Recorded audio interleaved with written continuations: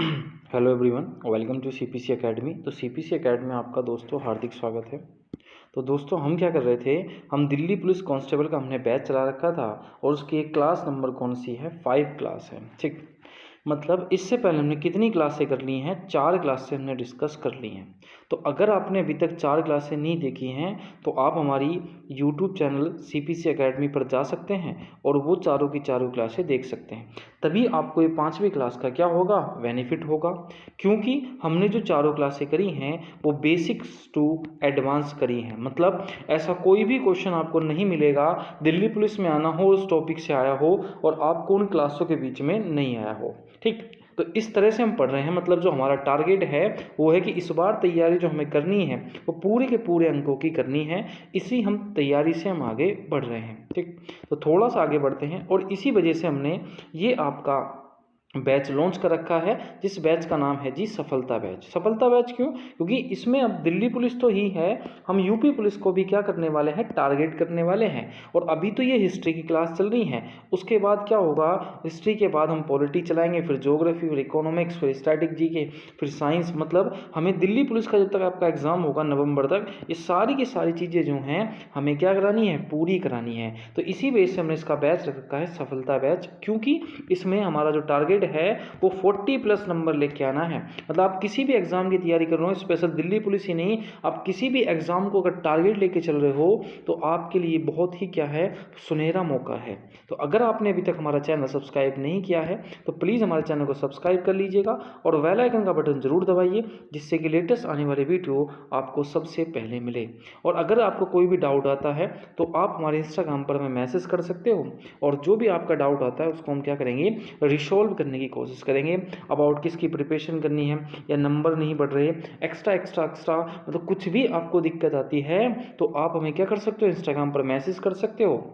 और वीडियो में मैंने बताया था कि देखो वीडियो में इस तरीके से करा रहा हूँ, मैं आपको थ्योरी बता रहा हूँ, ठीक है। और थ्योरी के साथ साथ आपको अपना पेन इस्तेमाल ज़रूर करना है, क्योंकि जब तक आप पेन इस्तेमाल नहीं करोगे आपको कहानी तो समझ में आ जाएगी, लेकिन 1 से 2 दिन बाद आप क्या हो जाओगे, भूल जाओगे। तो पेन लेना है, एक नोटबुक लेनी है और जैसे जैसे मैं बोलता जा रहा हूँ कहानी को समझना है और उसको अपने नोट्स बनाने हैं। ये नोट्स आपके सफिशेंट होंगे अगर आप किसी भी एग्जाम, कॉम्पिटिशन एग्जाम की तैयारी कर रहे हो तो जीएस का इससे ज़्यादा बाहर आपको नहीं मिलेगा। ठीक, तो बिना टाइम वेस्ट किए आज हम चलेंगे जी, हमारा जो फेवरेट टॉपिक है उस टॉपिक का नाम है, या हमने अभी तक बहुत सारी चीज़ें हमने पढ़ ली थी, आज हम पढ़ने वाले थे महाजनपद। देखो हमने बताया था कि भैया कितने महाजनपद थे, तो मैंने बताया था कि भैया 16 महाजनपद आपके हैं। और 16 महाजनपदों में सबसे महत्वपूर्ण जो महाजनपद मैंने बताया था कि कौन सा था जी, मगध था। और मगध की मैंने एक ट्रिक बताई थी, अगर मगध में 7 राजवंशों ने शासन करा है, हसीन, मशूक, शाह। और हसीन से है से मैंने बताया हर्यक वंश जो हम पढ़ चुके हैं, सै से मतलब आपका शिशुनाग वंश जो हम पढ़ चुके हैं, नै से मतलब नंद वंश जो हम पढ़ चुके हैं, मै से मतलब मौर्य वंश जो हम पढ़ चुके हैं, सै से मतलब शुंग वंश जो हम पढ़ चुके हैं, और कै से मतलब कर्णव वंश जो हम पढ़ चुके हैं। और उसके बाद जो आज हम पढ़ने वाले हैं वो पढ़ने वाले हैं सातवाहन वंश। कौन सा वंश पढ़ने वाले हैं जी, सातवाहन वंश को हम आज क्या करेंगे, पढ़ेंगे। तो सबसे पहले जी आपको एक ट्रिक ध्यान रखनी है कि भैया ट्रिक क्या है कि हसीन, मशूक, शाह। ठीक, सबसे पहला वंश हर्यक वंश, फिर शिशुनाग वंश, नंद वंश, मौर्य वंश, फिर शुंग वंश, फिर कर्णव वंश, और उसके बाद कौन सा आया था, सातवाहन वंश। तो आज हम पढ़ेंगे जी अपना कौन सा वंश पढ़ने वाले हैं, सातवाहन वंश के बारे में हम जानेंगे।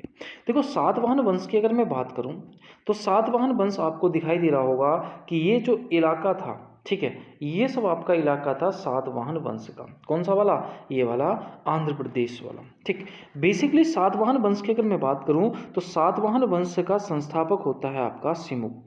सातवाहन वंश का संस्थापक कौन था, सिमुक था। ठीक, ये बेसिकली पहले जो थे वो महाराष्ट्र में आपका रहते थे। कहाँ पर रहते थे, महाराष्ट्र में रहते थे। लेकिन अभी हम शक पढ़ेंगे, जो विदेशी आक्रमण हुआ था तो शकों ने इन्हें इतना डरा रखा था कि इन्होंने भैया महाराष्ट्र को छोड़ दिया और ये कहाँ चले गए, आंध्र प्रदेश आपका चले गए। किसके डर से, शकों के डर से। शकों से डर से चले गए और आंध्र प्रदेश में क्या हो गए, आपका शिफ्ट हो गए।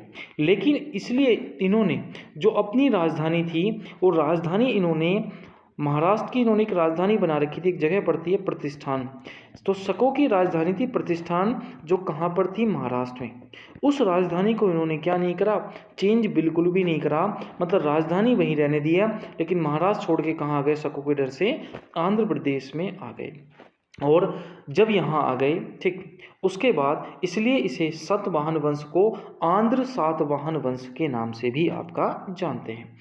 उसके बाद होता क्या है, उसके बाद अगर मैं सातवाहन वंश की बात करूं तो सातवाहन वंश का सबसे योग्य राजा जो था वो था जी आपका होल। मतलब सातवाहन वंश का सबसे योग्य राजा कौन था, आपका होल था। अगर कोई आपसे पूछे कि सबसे योग्य राजा क्या है, तो सबसे योग्य राजा जो था वो उसका नाम था जी होल। क्या नाम था, होल, सबसे योग्य राजा। लेकिन अगर मैं बात करूं कि बताओ भैया सातवाहन वंश का सबसे प्रतापी राजा कौन था, सबसे शक्तिशाली राजा कौन सा, तो सबसे प्रतापी राजा था जीपीएस। जीपीएस में इसका नाम क्यों बोलता हूं, तो इसका फुल फॉर्म पूरा नाम था गौतमी पुत्र सतकर्णी, जिसे मैं कह देता हूं जीपीएस। तो जीपीएस जो था वो सबसे शक्तिशाली राजा था आपका, कौन, किसका, सातवाहन वंश का। ठीक, उसके बाद भैया जो आपका जीपीएस था, ठीक, इसके समय एक शक राजा था नहपान। क्या नाम था जी, एक शक राजा था नहपान। अभी हम पूरा बताऊंगा शकों के बारे में। तो नहपान को इसने क्या हराया था, आपका युद्ध में आपका हरा दिया था, इसलिए सबसे योग्य शासक सातवाहन वंश का आपका कौन था, जीपीएस। जीपीएस के बाद नेक्स्ट जो राजा बना था वो बना था बीपीपी, विशिष्ट पुत्र पुल्लुमापी। कौन बना था, विशिष्ट पुत्र पुल्लुमापी, जिसमें एक शक राजा था, क्या नाम था जी उसका, रुद्रदामन। क्या नाम था, रुद्रदामन। रुद्रदामन क्या करता है, विशिष्ट पुत्र पुल्लुमापी को पर हमला कर देता है और उसको आपका क्या कर देता है, आपका हरा देता है। लेकिन बाद में क्या होता है, विशिष्ट पुत्र पुल्लुमापी, ठीक, और रुद्रदामन के बीच में, इनके बीच में मित्र जैसे सहयोग हो जाता है और इनके बीच में क्या होता है, रिश्तेदारी हो जाती है और इसका जीता हुआ क्षेत्र भी आपका वापस कर देता है। और इस वंश का अंतिम शासक जो था वो आपका यज्ञश्री सतकर्णी था। कौन था जी, सतकर्णी। अब एग्जाम के पॉइंट ऑफ व्यू से क्या क्या याद रखना है, सबसे पहले याद रखना है कि सातवाहन वंश का सबसे संस्थापक कौन था, सिमुक था। सातवाहन वंश आपका कहाँ पर फैला हुआ था, तो ये था जी महाराष्ट्र में। ठीक, किसके डर से आंध्र प्रदेश शिफ्ट हुए, शकों के। सातवाहन वंश की राजधानी क्या थी, प्रतिष्ठान थी। सातवाहन वंश का सबसे योग्य शासक होल था। सातवाहन वंश का सबसे प्रतापी शासक जीपीएस था और जीपीएस ने किसको हराया था, शक राजा नहपान को हराया था। उसके बाद नेक्स्ट कौन बना, विशिष्ट पुत्र पुल्लुमापी, और पुल्लुमापी को किस शक राजा ने हराया, रुद्रदामन ने। और सातवाहन वंश का सबसे अंतिम शासक कौन था, यज्ञश्री सतकर्णी। ठीक, और थोड़ी एक्स्ट्रा चीज़ें हम और जान लेते हैं सातवाहन वंश के बारे में। तो सातवाहन वंश के बारे में थोड़ी और एक्स्ट्रा चीज़ें जानूं तो भैया सातवाहन वंश का जो समाज था, ठीक है, वो समाज था आपका मातृ शतात्मक। मातृ शतात्मक क्या होता है, मतलब यहाँ पहले पिता के नाम से पहले किसका नाम रखा जाता था, भैया हम पहले जो नाम लिया जाता था वो माता का नाम आपका लिया जाता था। किसे, सातवाहन वंश में सबसे पहले किसका नाम लिया जाता था, माता का। और अभी हमने एक सभ्यता और पढ़ी थी, जब हमने सिंधु सभ्यता पढ़ी थी तो सिंधु सभ्यता का समाज भी कैसा था, मातृ शतात्मक था। लेकिन भैया ऐसा नहीं कि भैया राजा जो होता था वो माता बनती थी, नहीं, राजा जो बनता था वो ऑलवेज कौन बनता था, पुरुष ही आपका राजा बनता था, भले ही समाज कैसा था आपका, मातृ शतात्मक था। सातवाहन वंश में हुआ क्या, इन्होंने जो है शीशे के सिक्के जारी किए। तो शीशे के सिक्के किसने जारी किए, तो सातवाहन वंश ने आपका जारी किए थे आपका शीशे के सिक्के। और सातवाहन वंश का सबसे जो महत्वपूर्ण उपजाऊ क्षेत्र था, जो गोदावरी नदी है, तो गोदावरी नदी के जो आसपास का क्षेत्र था वो सातवाहन वंश का क्या था, सबसे इम्पोर्टेंट क्षेत्र था आपका, कौन सा, गोदावरी का। और सबसे उपजाऊ क्षेत्र भी कौन सा था आपका, गोदावरी का क्षेत्र था। बस इतनी चीज़ आपको याद रखनी है। सातवाहन वंश से संस्थापक कौन था? सिमुक था। कहाँ रहता था? पहले महाराष्ट्र में रहते थे भैया, महाराष्ट्र से कहाँ शिफ्ट हो गए? आंध्र प्रदेश में। ठीक। राजधानी क्या रखी? प्रतिष्ठान। सबसे योग्य शासक हाल। सबसे प्रतापी शासक जीपीएस। जीपीएस ने किसको हराया? तो भैया गौतमीपुत्र सतकर्णी ने किसको हराया था? नहपान को। उसके बाद कौन बना? बीपीपी। बीपीपी को किसने हराया? रुद्रामन ने। और रुद्रामन, इसके बाद नेक्स्ट राजा कौन बना? या अंतिम राजा कौन सा? यज्ञ श्री सतकर्णी। सातवाहन वंश का समाज कैसा था? मातृशतात्मक। राजा भले ही आपका मेल होता था, लेकिन समाज कैसा था? मातृशतात्मक। और सिंधु सभ्यता का समाज कैसा था? मातृशतात्मक। शीशे के सिक्के किस वंश में जारी किए गए? तो भैया सातवाहन वंश में। और गोदावरी नदी का क्षेत्र जो था सातवाहन वंश का सबसे उपजाऊ आपका क्षेत्र था। बस इतनी चीज़ याद रखनी है आपको, किससे? सातवाहन वंश से। ठीक। उसके बाद थोड़ा सा हम आगे बढ़ते हैं और अब हम पढ़ते हैं जी आपका मौर्योत्तर काल में। अब देखो मौर्योत्तर काल की अगर मैं बात करूं तो मौर्योत्तर काल जो है, जैसे हमने पढ़ा था, हमने अभी थोड़ी देर पहले एक ट्रिक पढ़ी थी, हसीन मसूक सा करके। क्या पढ़ी थी? हसीन मसूक सा। हसीन मसूक सा। तो यहाँ पर जो था मौर्य वंश समाप्त हो गया था। मौर्य वंश के बाद जो था चंद्रगुप्त मौर्य, अशोक। ठीक है। अशोक के बाद कोई भी योग्य राजा आपका नहीं रहा है, तो मगध जो था वो छोटे छोटे टुकड़ों में आपका बट गया। ठीक। मतलब जब छोटे छोटे टुकड़ों में बट गया, कोई शक्तिशाली नहीं राजा रहा, तो भैया विदेशों से क्या होने लगे? भारत पर आक्रमण होने स्टार्ट हो गए। हमने पहला पढ़ा था कि भारत पर आक्रमण करने वाला पहला वंश कौन सा था? हकमनी था। और हकमनी के बाद कौन आया था? सिकंदर। ठीक। तो भारत पर उसमें मौर्य काल के बाद या मौर्य वंश के बाद भारत पर 4 आक्रमण हुए हैं। और इसकी ट्रिक याद रखोगे, ISP के। सबसे पहले किसने करा? तो भैया पहला करा था इंडो ग्रीक ने। भारत पर पहला विदेशी आक्रमण करने वाला वंश वो तो हकमनी वंश है, लेकिन मौर्य वंश के बाद इंडो ग्रीक। इंडो ग्रीक के बाद आए जी आपका शक आए। शक के बाद कौन आया? पहलव आया। और पहलव के बाद कौन आया जी आपका? कुषाण आया।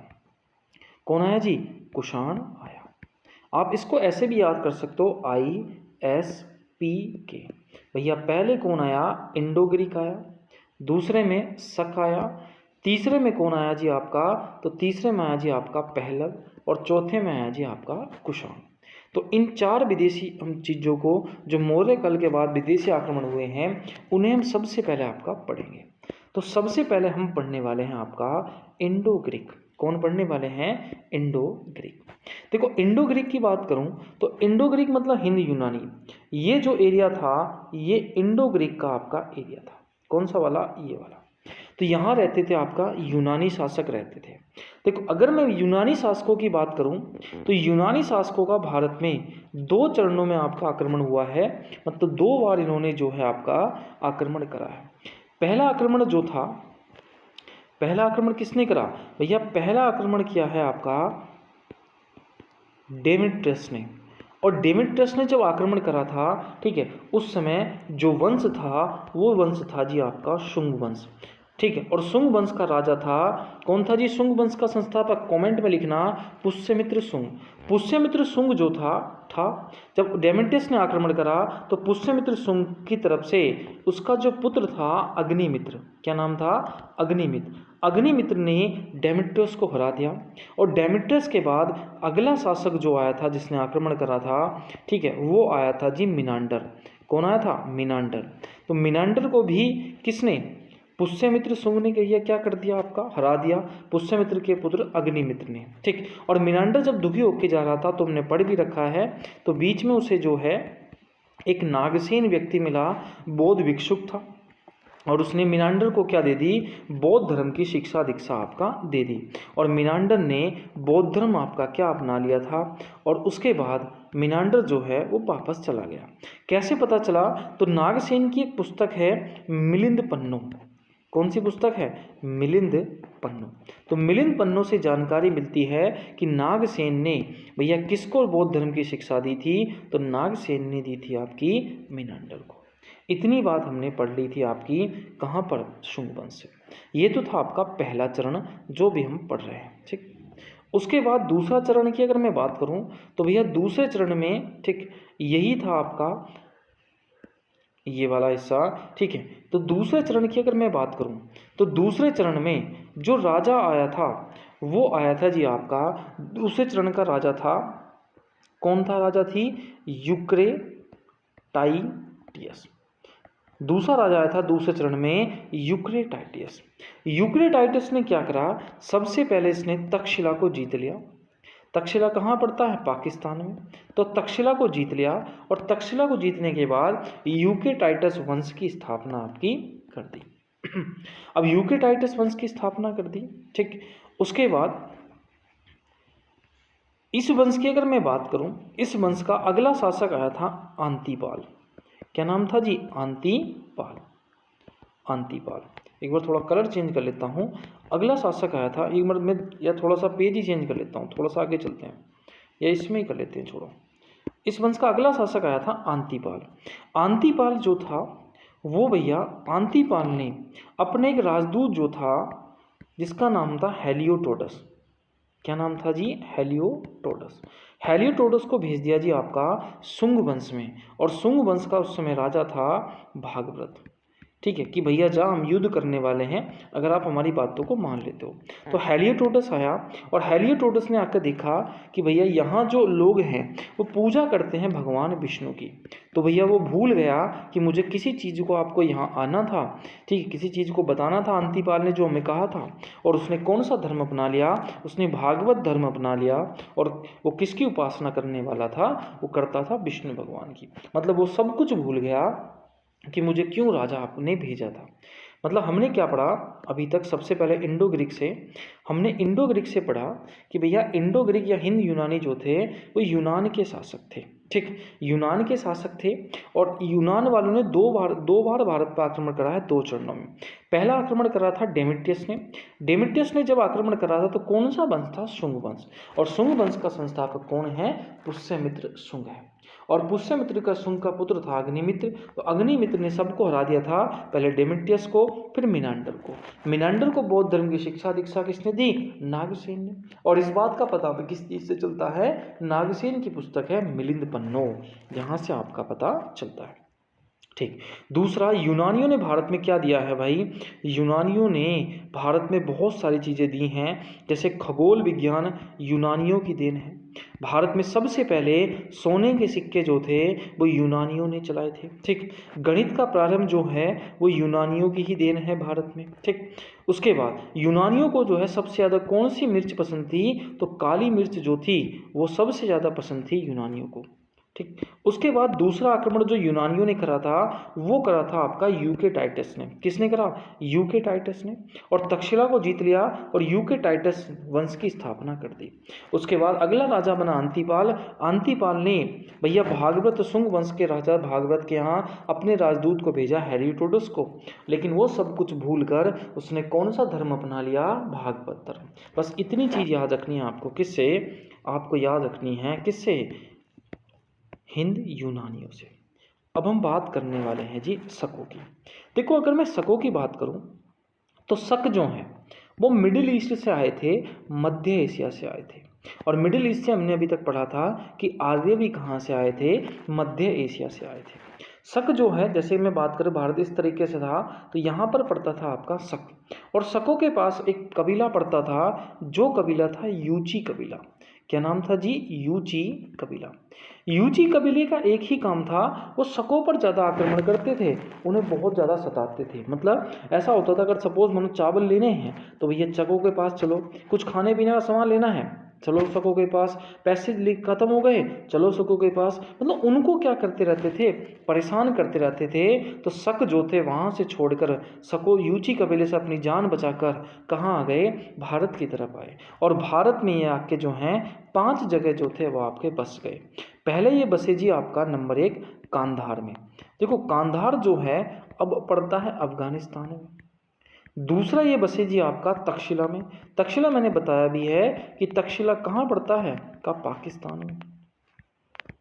दूसरा कहाँ बचे, पाकिस्तान में। और तीसरा ये बस गए जी आपका मथुरा में। कहाँ बसे, मथुरा में। और चौथा ये बचे आपका उज्जैन में। कहाँ बस गए, उज्जैन में। और 5वीं जगह अगर मैं बताऊं तो 5वीं जगह बस गए थे आपके नासिक में। नासिक में। अगर मैं कांधार की बात करूं पहली, दूसरे में तक्षशिला आके बस गए, तीसरा मथुरा, चौथा ये उज्जैन में बसे और पांचवी जगह बस गया आपका नासिक में। अगर मैं बात करूं कि भैया सबसे, अगर कांधार और तक्षशिला वाले तो बहुत शांत थे, मथुरा कहाँ पड़ता है? यूपी में। उज्जैन कहाँ पड़ता है जी? मध्य प्रदेश में। और उज्जैन के बाद महाराष्ट्र पड़ता है आपका, कहाँ पर? नासिक कहाँ पड़ता है? महाराष्ट्र। महाराष्ट्र। अब थोड़ी सी बात मेरी सुनो। जो मथुरा का शासक है, ठीक है, मथुरा के शासक ने मालवा पर क्या कर दिया जी? आपका आक्रमण कर दिया। और मालवा को जीतने के बाद इसने एक उपाधि ले ली थी, विक्रमादित्य की इसने उपाधि धारण कर ली। किसने? मथुरा का जो शक राजा था, इसने उपाधि धारण कर ली विक्रमादित्य। विक्रमादित्य का अर्थ होता है सूरवीर। और इतिहास में ऐसे कितने राजा हुए हैं जिन्होंने विक्रमादित्य की उपाधि धारण करी है? तो इतिहास में 14 राजा ऐसे हुए हैं जिन्होंने कौन सी उपाधि धारण करी है? विक्रमादित्य की। और इसने कैलेंडर चला दिया था आपका विक्रम संवत। तो विक्रम संवत जिसे हम 57 BC के नाम से जानते हैं, वो किसने चलाया था? मथुरा के शासक ने आपका चलाया था, जिसने मालवा को आपका जीता था। उसके बाद हम पहुंचे जी आपका कौन से पर? अभी कैलेंडर के बारे में बताऊंगा। उसके बाद हम पहुंचे जी आपका नासिक में। देखो नासिक का राजा था, नासिक कहाँ पड़ता है? नासिक का राजा था आपका, कौन था? नासिक का राजा था नहपान। ठीक। और अभी हमने पढ़ा था कि सातवाहन वंश का सबसे योग्य शासक कौन था? जीपीएस था। तो जीपीएस पर नहपान ने हमला कर दिया, लेकिन जीपीएस ने किसको? नहपान को आपका हरा दिया। ठीक। तो नासिक का हमने पढ़ लिया। उसके बाद आता है उज्जैन, और उज्जैन का राजा था रुद्रामन। और रुद्रामन ने किस पर हमला करा था? बीपीपी पर, विशिष्ट पुत्र पुल्लुमापी पर, जिसमें रुद्रामन विशिष्ट पुत्र पुल्लुमापी को हरा देता है। ठीक है। और ये सब चीज़ें आपकी यहीं पर, फिर इनके बीच में रिश्तेदारी हो जाती है। बस इतनी चीज़ आपको याद रखनी है, किससे? शकों से। ठीक। उसके बाद बीच में हमने एक छोटी सी चीज़ पढ़ी है, हमने अभी कैलेंडरों के बारे में बात करी। देखो भारत में आपको 2 कैलेंडर याद रखने हैं। सबसे पहला जो कैलेंडर आपको याद रखना है वो रखना है जी विक्रम संवत। ठीक। किसने चलाया था? भैया विक्रमादित्य फर्त ने चलाया था। और इतिहास में ऐसे राजा कितने हैं जिन्हें विक्रमादित्य की उपाधि मिली है? तो 14 हैं। विक्रम संवत कब चलाया गया? 57 BC में चलाया गया। ठीक है। भारत जब आज़ाद हुआ था 1947 में, हमारा जब कॉन्स्टिट्यूशन बना, तो हमने कौन सा कैलेंडर अपनाया था? विक्रम संवत। लेकिन 1957 में इसे बदल कर हमने अब कौन सा कैलेंडर अपना रखा है? शक संवत। सिर्फ नेपाल एक ऐसा देश है जहाँ पर अब भी कौन सा कैलेंडर चालू है? विक्रम संवत। इतनी बात याद रखनी है आपको विक्रम संवत से। उसके बाद हमें दूसरा याद रखना है शक संवत। देखो शक संवत जो है, अभी हम कनिष्क के बारे में पढ़ेंगे। तो कनिष्क एक राजा था जिसने चलाया था आपका शक संवत। ठीक है। और कब चलाया था कनिष्क ने शक संवत? 78 AD में। जब ये राजा बना था तो इसने, कनिष्क ने कौन सा कैलेंडर चला दिया? शक संवत चला दिया। और कब चलाया जी? 78 AD में आपका ये आपका चलाया था। ठीक। उसके बाद बस इतनी चीज़ आपको याद रखनी है, किससे? किससे? शकों से। ठीक। उसके बाद हम थोड़ा सा आगे हम पढ़ेंगे। अब हम नेक्स्ट वंश पढ़ने वाले हैं, पहलव वंश। कौन सा पढ़ने वाले हैं जी? पहलव वंश। देखो पहलव वंश की अगर बात करूं तो पहलव वंश जो था, जिसे हम अब ईरान के नाम से जानते हैं, तो ईरान में जो था आपका पहलव वंश था।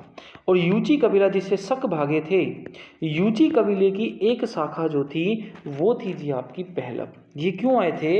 ये इसलिए आए थे कि भाई शक कहाँ भागे, शकों का पीछा करते करते जो है आपके पहलव भी आ गए। ठीक है। और भारत का पहला, ठीक है, पारस वाले, या मैं बोल सकता हूँ पारसियन जो थे या ईसाई जो थे, वो सबसे पहला जो वंश था वो पहलव वंश था। पहलव वंश की अगर बात करूँ तो इन्हें किस नाम से जानते हैं? तो भैया इन्हें, अगर पहलव वंश की बात करूँ तो इन्हें पारसियन वंश के नाम से भी जानते हैं। क्यों? भारत का पहला ईसाई वंश कौन सा था? आपका पहलव वंश था। ये आए और इन्होंने पेशावर है, पेशावर में इन्होंने एक राजा को हराया और वहाँ पर ये आपका शिफ्ट हो गए और पेशावर की उस राजधानी बना दी इन्होंने। पेशावर में एक जगह पड़ती है पुरुषपुर, पुरुषपुर को इन्होंने क्या बना दिया जी? अपनी राजधानी बना दी। और इस वंश का जो संस्थापक था वो संस्थापक था जी आपका मित्रेटेडस। क्या नाम था जी? मित्रेटेडस। तो पहलव वंश का संस्थापक कौन था? मिथ्रेटेडस था। लेकिन अगर मैं बात करूं भैया बताओ पहलव वंश का सबसे योग्य राजा कौन था? तो सबसे योग्य राजा था गोंदो फर्मिस। क्या नाम था जी? गोंदो फर्मिस जो था वो पहलव वंश का सबसे योग्य शासक था। कौन सा था? सबसे योग्य शासक था। और भारत में आने वाला सबसे पहला ईसाई धर्म जो है अंग्रेजों से पहले भी, वो कौन सा था? पहलव वंश। और सबसे पहले ईसाइयों का प्रचार करने वाला वो कौन सा वंश था? तो पहलव वंश ही आपका था। बस इतनी चीज याद रखनी है, किससे? पहलव वंश से। नेक्स्ट हम पूछेंगे जी आपका कुषाण वंश। देखो कुषाण वंश की बात करूं तो भैया कुषाण वाले भी कहाँ से आए थे? मध्य एशिया से आए थे, मिडिल ईस्ट से आपका आए थे। कहाँ से आए थे? मध्य एशिया से। ठीक। और ये आता है जी आपका कुषाण वंश। ठीक। कुषाण वंश जो था ये वाला आपका, ये जो इलाका है जिसमें मैं ब्लैक ब्लैक कर रहा हूँ, ये कौन सा डायनेस्टी है? तो ये डायनेस्टी है जी आपकी कुषाण वंश। कुषाण वंश की अगर बात करी जाए तो कुषाण वंश यूची कबीला का एक शाखा थी आपकी। किसकी? कुषाण। कुषाण जो था, कुषाण वंश का अगर क्षेत्र देखा जाए तो भैया ईरान में एक जगह पड़ती है अमू दरिया। दो नदियां आपको याद रखनी है, अमू दरिया और आपकी सिया दरिया। तो अनु दरिया से लेकर, कहाँ से? अनु दरिया से लेकर और भारत के गंगा तक कौन सा वंश फैला हुआ था? तो भैया कुषाण वंश आपका फैला हुआ था। और कुषाण वंश का जो संस्थापक आपको याद रखना है, वो याद रखना है कुजुल कटफिसस। कुजुल कटफिसस जो था वो कुषाण वंश का आपका संस्थापक था। और इसने भैया एक सिक्के चलाए थे तांबे के। तो तांबे के सिक्के किसने चलाए? कुजुल कटफिसस ने चलाए, जिसने कुषाण एम्पायर की क्या करी थी? स्थापना आपकी करी थी। और उसके बाद अगला शासक आया था बिम कटफिसस। क्या नाम था जी? बिम कटफिसस। ठीक है। कौन सा राजा था? बिम कटफिसस, जिसे कुषाण वंश का वास्तविक संस्थापक आपका कहते हैं। देखो कुषाण वंश का संस्थापक कुजुल कटफिसस को, और कुषाण वंश का सबसे भैया वास्तविक संस्थापक किसे कहते हैं एक्चुअल? तो वो होता है बम कटफिसस। लेकिन सबसे योग्य शासक जो था, सबसे योग्यता जो थी वो जिसकी थी, वो था जी आपका कनिष्क। कौन सा था? कनिष्क। अगर मैं कनिष्क की बात करूं तो मैं थोड़ा सा आगे में बढ़ जाता हूं। देखो कनिष्क की अगर मैं बात करता हूं, कनिष्क कौन से वंश से संबंधित था? तो भैया वो वंश था जी आपका कुषाण वंश। किस वंश से संबंधित था? कुषाण वंश। लेकिन कनिष्क ने कौन सा कैलेंडर चलाया था? शक संवत। क्यों चलाया था उसके बारे में हम जानेंगे। देखो कनिष्क जो है 78 एडी में उसने राजा बना, और राजा बनने के बाद उसने एक कैलेंडर चला दिया जिसका नाम था शक संवत। शक संवत बेसिकली इस कैलेंडर का उपयोग जो है चंद्रमा पर आधारित कैलेंडर है, और इसका सबसे ज़्यादा जो उपयोग है वो शक राजाओं ने आपका करा था। लेकिन किसी ने इसको लागू नहीं करा। तो जब कनिष्क राजा बना तो उसने शक संवत को क्या कर दिया जी आपका? लागू कर दिया। ठीक। और इसने अपनी राजधानी जो थी वो पेशावर को अपनी राजधानी बना दिया। पेशावर कहाँ पड़ता है जी? आपका पाकिस्तान में पड़ता है। तो कनिष्क ने कुषाण वंश की राजधानी किसे बना दिया जी आपका? किस पर? पेशावर को बना दिया। कनिष्क जो है अगर मैं बात करूं तो बौद्ध धर्म से भैया बड़ी क्या करता था? नफरत सी करता था। ठीक है। इसलिए ये जो है पाटलिपुत्र जो था, क्या जगह थी? पाटलिपुत्र, जिसकी स्थापना आपकी उदयन ने की थी, और पाटलिपुत्र को इस समय हम पटना के नाम से जानते हैं। तो कनिष्क ने भैया पाटलिपुत्र पर क्या कर दिया? हमला कर दिया। और वहाँ गौतम बुद्ध का जो था वो भिक्षा पात्र रखा हुआ था। ठीक। भिक्षा पात्र आपका रखा हुआ था, और भिक्षा पात्र रखा हुआ था तो कनिष्क ने गौतम बुद्ध का भिक्षा पात्र भी क्या कर दिया? तोड़ दिया। लेकिन अगर मैं बात करूं कनिष्क के दरबार में भैया बहुत सारे विद्वान भी रहते थे। कौन से रहते थे? ये सबसे पहले तुम्हें याद रखना है, जो सबसे इंपॉर्टेंट विद्वान था इसके दरबार में, उसका नाम था अश्वघोष। क्या नाम था? अश्वघोष। अश्वघोष ने एक पुस्तक लिखी है बौद्ध चरित्र। बौद्ध चरित्र। तो बहुत बार एग्जाम में तुम्हें देखने को मिलेगा कि भैया बुद्ध चरित्र या बौद्ध चरित्र जो है वो किसने लिखी है? तो अश्वघोष ने आपका लिखी है। ठीक। इसके दरबार में चरक भी रहता था जो डॉक्टर था, और चरक जो था इसने एक पुस्तक लिखी थी चरक संहिता। तो चरक संहिता किसने लिखी है? चरक ने। बुद्ध चरित्र अश्वघोष ने। इसके दरबार में नागार्जुन भी रहता था। नागार्जुन भी आपका किसके दरबार में रहता था? कनिष्क के दरबार में रहता था। ठीक, और जिसने कौन सा सिद्धांत दिया है, जिसे हम थ्योरी ऑफ रिलेटिव पढ़ते हैं, सापेक्षता का सिद्धांत जो है वो किसने दिया है? नागार्जुन ने आपका सापेक्षता का सिद्धांत दिया है। और नागार्जुन को ही भारत का आइंस्टीन भी आपका कहते हैं। तो भारत का आइंस्टीन आपका किसको कहते हैं? तो नागार्जुन को कहते हैं। आपका किसे? नागार्जुन को भारत का आइंस्टीन आपका कहते हैं। अब कनिष्क के समय बौद्ध धर्म की चौथी बैठक होती है, और चौथी बैठक ऐसी हुई कि बौद्ध धर्म जो था वो दो संप्रदायों में टूट गया, एक हीनयान में और एक आपका महायान में। कौन सी शाखाओं में? हीनयान और महायान में आपका बौद्ध धर्म जो था वो आपका टूट गया। और भैया जो हीनयान शाखा थी, ये शाखा कैसी थी? इन्होंने गौतम बुद्ध के जो बात कही है, उनके जो उपदेश हैं, उसमें कोई भी परिवर्तन नहीं करा। लेकिन महायान शाखा जो थी, इन्होंने गौतम बुद्ध के उपदेशों में क्या करा था? परिवर्तन आपका करा था। ठीक, उसके बाद अगर कोई आपसे पूछे कि भैया शुद्ध सोने के सिक्के किसने चलाए, तो कनिष्क के शासन काल में ही शुद्ध सोने के सिक्के आपके चलाए गए थे। और सोने के सिक्के किसने चलाए थे? यूनानियों ने आपका चलाए गए थे। कनिष्क के समय जो सबसे ज़्यादा व्यापार होता था वो रेशम का व्यापार आपका होता था। किसके समय? कनिष्क के समय कौन सा व्यापार होता था?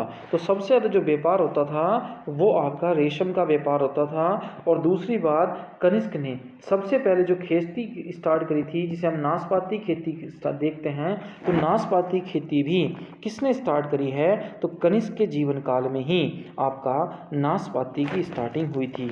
और कनिष्क की 105 ईस्वी में क्या हो जाती है? मृत्यु हो जाती है। और उसके बाद कोई भी इसका उत्तराधिकारी जो था वो आपका योग्य नहीं था। और इस वंश की, कुषाण वंश का जो अंतिम शासक की चर्चा मिली है वो मिली है वासुदेव के रूप में। किसकी मिली है? वासुदेव के रूप में आपकी कुषाण वंश के अंतिम शासक की आपकी चर्चा मिली है। और कुषाण वंश के बाद हम पढ़ने वाले हैं आपका कौन सा? गुप्त वंश पढ़ेंगे। ठीक, लेकिन गुप्त वंश हम नेक्स्ट क्लास में पढ़ेंगे। आपको ये क्लास हमें कैसी लगी तो सबसे पहले हमें कमेंट बॉक्स में आपको बताना है। ठीक है, क्लास अच्छी लगी है तो वीडियो को लाइक करना है और वीडियो को शेयर करना आपका ना भूलें, क्योंकि आपका छोटा सा शेयर हमारा बहुत ज़्यादा मोटिवेशन बढ़ाता है और हम आपके लिए इसी प्रकार से अच्छा कंटेंट जो है बनाते रहेंगे। ठीक है, ये बात हमेशा ध्यान रखनी है कि यूट्यूब पर पेड कंटेंट भी मिल सकता है। ये जो आपके अभी तक 5 वीडियो हैं, ये इस बात का क्या है? सबूत है। बस आपको करना कुछ नहीं है। आपको जब आप वीडियो देखने हैं तो आपको एक नोटबुक लेनी है और जितनी जितनी चीज़ें मैं बोल रहा हूँ उसको नोटबुक में आपको लिखना है। बस इतना काम आपको करना है। और अभी तक आपने हमारा चैनल सब्सक्राइब नहीं करा है सीपीसी एकेडमी, तो चैनल को सब्सक्राइब कीजिएगा, बेल आइकन का बटन जरूर दबाइए, जिससे कि आने वाली लेटेस्ट वीडियो आपको सबसे पहले मिले। ठीक है, और मिलेंगे हम नेक्स्ट वीडियो में, तब तक के लिए जय हिंद, जय भारत।